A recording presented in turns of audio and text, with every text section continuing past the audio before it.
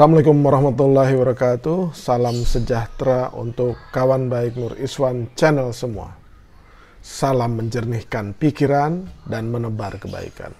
Kawan baik, memang memasuki 2023 itu ada budaya yang perlambangnya itu ditunjukkan dengan permainan lato-lato. Lato-lato itu membentur-benturkan dua pihak. Yang saya khawatirkan dan kami khawatirkan adalah budaya ini, lato-lato ini menyebar kepada berbagai sektor, berbagai hal, dan tanda-tanda itu, benturan-benturan itu udah mulai pelan-pelan menunjukkan wujudnya. Kali ini benturan, perbedaan pandangan atau perbedaan sikap antara LPSK dengan kejaksaan, misalkan dalam konteks tuntutan kepada justice kolaborator Richard Eliezer dalam kasus Sambo. Persoalan ini menarik kita ikuti karena ini akan menjadi bangunan peradaban hukum kita di masa depan. Munculnya istilah justice kolaborator itu adalah dalam tanda petik peradaban baru yang ingin dibangun oleh bangsa ini. Jadi ada kolaborasi untuk keadilan yang dilakukan oleh aktor atau pihak yang terlibat di dalam peristiwa hukum. Itu disebut sebagai justice kolaborator. Sehingga publik kemudian terhenyak ketika Richard Eliezer yang dalam banyak hal dianggap sebagai aktor yang membuka sehingga kasus Verdi Sambo itu menjadi terang benderang. Karena apa? Tanpa pengakuan dari Richard Eliezer, sepertinya akan sulit untuk membuka apa yang terjadi di rumah Duren 3, rumahnya Pak Sambo itu. Jadi ketika Richard Eliezer sudah bercerita dengan detail, pertama kali mungkin kepada tim sus yang dibentuk oleh Kapolri dan kemudian kepada Kapolri, sehingga akhirnya pertahanan pembelaan diri, pertahanan terhadap skenario yang dibuat Sambo itu akhirnya terbongkar secara luas. Publik melihatnya tanpa pengakuan Richard Eliezer, mustahil peristiwa ini akan terbuka secara terang benderang. Sehingga wajar saja publik kemudian kaget, heran, kesal, dan mungkin sebagian diantaranya sedih campur marah ketika Richard Eliezer dituntut 12 tahun. Memang di bawah tuntutan terhadap Verdi Sambo yang seumur hidup, tetapi angka 12 tahun itu dianggap kok lebih tinggi dari tersangka yang lain seperti Kuat Ma'ruf, Ricky Rizal, dan Ibu Putri. Nah, masalahnya disitulah letak kenapa publik begitu terhenyak dan kemudian ya setengahnya itu memprotes. LPSK sebagai lembaga yang melindungi saksi dan korban yang dari awal menjadi pihak yang mendampingi Richard Eliezer sehingga Richard Eliezer kemudian mengajukan permintaan justice kolaborator, tentu saja menyesalkan atas tuntutan yang dianggap oleh publik itu melukai rasa keadilan. 12 tahun itu menjadi angka yang aneh karena di atas pelaku yang lain. Dan itu terlalu tinggi. Nah, itu dari sisi publik secara luas dan dari sisi LPSK. Kejagung sendiri melalui keterangan persnya Jampidum menganggap putusan itu sudah benar, sudah rasional.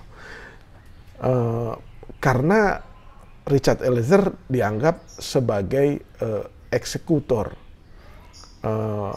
dianggap sebagai pelaku utama juga, karena dialah yang bersedia untuk menembak pertama kali almarhum Brigadir Joshua.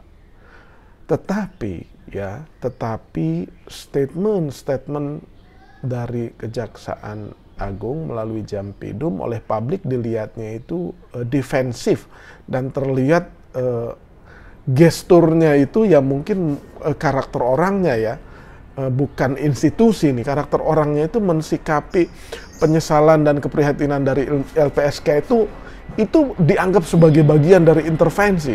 Sehingga kalau kawan baik semua melihat di YouTube atau penggalan videonya, itu seperti dalam tanda petik itu kurang suka dan kesal ketika wartawan bertanya-tanya soal itu. Jadi keluarlah kalimat intervensi. Saya kira LPSK itu tidak ada niat maupun kehendak untuk mengintervensi tuntutan itu, cuman menyesalkan, wajar karena ialah lembaga yang memang mendampingi Richard Eliezer sejak awal. Yang perlu kita garis bawahi adalah bangsa ini, negara ini, semua pihak itu harus waspada ya, waspada terhadap runtuhnya budaya yang sedang dibangun ini, justice kolaborator ini. Ini yang harus ditemukan solusinya, karena publik sepakat dengan LPSK ya, bahwa apabila ini terjadi kemudian Richard Eliezer tuntutannya sedemikian tinggi, khawatirnya kemudian putusan hakim itu juga tidak terlalu jauh dari itu. Itu kekhawatiran publik. Sehingga apa akibatnya? Akibatnya orang jika ditawarkan untuk menjadi justice kolaborator, itu pasti udah males duluan tuh. Karena dianggap nggak ada manfaatnya, nggak ada gunanya, ora ono gunane gitu. Kenapa? Saya harus justice kolaborator. Saya nanti diancam atau terancam oleh pelaku yang lain karena saya membongkar rahasia perbuatan melawan hukum tersebut. Yang kedua, selain ancaman terhadap dirinya dan keluarganya, dihantui rasa kekhawatiran dan ketakutan, ia juga harus menghadapi apa? Menghadapi tuntutan yang tinggi. Tetap saja tuntutannya itu tidak memiliki keringanan yang diinginkan, gitu. Jadi sekarang semua harus bisa menahan diri, ya kan? Semua pihak harus menahan diri. Kejaksaan Agung melihat reaksi FPLK, dan yang lebih perlu dilihat ini adalah reaksi publik yang sedemikian menyesalkan ya. Itu nggak bisa dihadapi dengan amarah gitu. Itu dihadapinya harus dengan dingin dan dijelaskan. Nggak perlu marah, karena ketika publik secara luas dan masif merasa hatinya terlukai oleh tuntutan 12 tahun itu tidak akan ada seorang pun yang bisa membendung. Namanya juga perasaan publik gitu. Yang kedua, LPSK itu juga bukan mengintervensi, dia hanya menyesalkan. Kalau intervensi itu jika itu dilakukan sebelum tuntutan, ya. Nah, sekarang kan kalau koreksi pasti tidak mau juga kejaksaan atau jaksanya itu. Kenapa? Karena sudah terlanjur. Justru kalau dikoreksi kan dianggap akhirnya menjadi tidak berwibawa institusi penegak hukum sekelas jaksa ini, karena dianggap ada tekanan publik gitu. Nah, ini harus dicarikan titik temu supaya bangunan peradaban hukum yang baru oleh bangsa ini terjadi.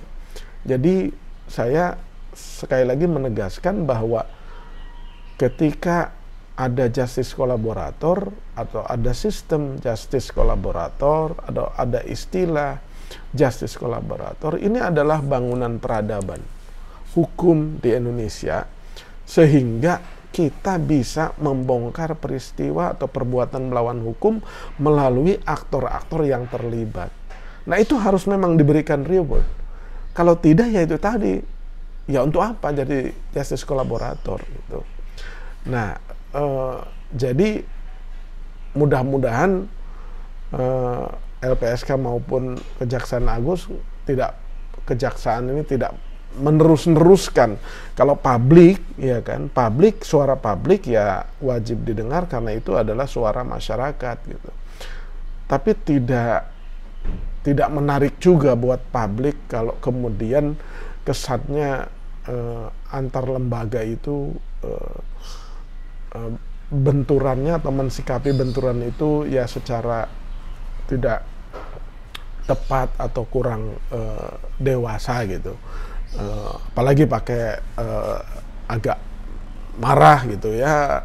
Mengelola negara itu nggak perlu dan tidak boleh meresponnya dengan amarah seperti itu. Jadi publik hanya berharap mohon dipertimbangkan perasaan publik yang terlukai karena seorang Richard Eliezer itu yang sudah mau membongkar secara detail peristiwa itu kok dituntut 12 tahun. Kok dituntut lebih tinggi daripada Kuat Ma'ruf, Putri Cendrawati, dan Ricky Rizal yang kesaksiannya saja berbelit-belit gitu. Karena hakim berkali-kali, kalau kita nonton itu, hakim berkali-kali mencecar 3 tersangka atau terdakwa itu. Berbeda dengan ketika permintaan keterangan Richard Eliezer yang karena memang ia menceritakan apa adanya, itu ia tidak berbelit-belit. Nah, di luar itu kan semuanya berbelit-belit. Nah, wajar kalau kemudian publik itu memiliki empati, meskipun Richard Eliezer itu memang eksekutor, pelaku yang memang juga harus dihukum. Tapi publik maunya itu, ya masa sih yang sudah mau berterus terang jujur kok malah dituntut lebih tinggi daripada orang yang memberikan kesaksian berbelit-belit bahkan mendukung skenarionya Sambo itu. Gitu. Jadi dibandingkannya itu jangan ke Sambo. Kalau Sambo seumur hidup gitu, Richard Eliezer 12 tahun, ya itu bukan apple to apple gitu. Walaupun kalau pertimbangan jaksa itu apple to apple karena sama-sama nembak. Katanya melalui persidangan itu konon sama-sama nembak tuh. Richardnya nembak, Sambonya nembak. Tapi kan Sambo kalau nggak salah ya tidak mengakui menembak kan gitu. Nah, bola sekarang berada di tangan hakim dan ada upaya-upaya kalau misalkan pasti hakim akan mempertimbangkan seadil-adilnya. Itu harapan kita. Jangan juga kemudian harapan publik itu pupus ketika berharap peradaban justice kolaborator itu bisa kuat dibangun oleh seluruh aparat penegak hukum dan pihak yang terlibat dalam penegakan hukum seperti LPSK itu. Demikian kawan baik, mudah-mudahan itu menambah wawasan kita. Kita tidak masuk ke detail perkara dan pasal-pasalnya, tapi kita melihat soal akhlak dan etika hukumnya saja. Kalau pasal peraturan Mahkamah Agung atau KUHP-nya segala macam itu biar itu urusan para pengamat hukum pidana dan pihak-pihak terkait saja. Jangan lupa subscribe, like, share, dan komen Nur Iswan Channel. Terima kasih.